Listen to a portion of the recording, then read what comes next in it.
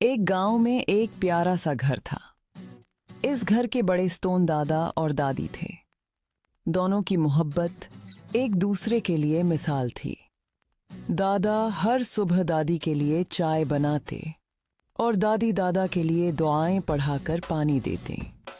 उनकी की सबसे बड़ी खुशी उनके पोते पोतियां और नवासे नवासियां थे। जब बच्चे खेलते तो दादा उन्हें अपनी पुरानी कहानियां सुनाते कि किस तरह उन्होंने अपनी जिंदगी में मुश्किलात के बावजूद दादी का हाथ नहीं छोड़ा। दादी बच्चों को लोरियां देते और कहते असल सुकून यही है कि खानदान साथ रहे और मोहब्बत कायम रहे।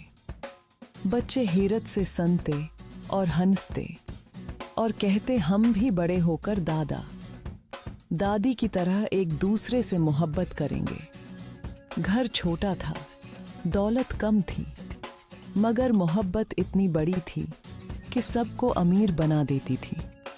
कहानी अच्छी लगी तो दिल से एक लाइक दे दें और सब्सक्राइब करना ना भूलें।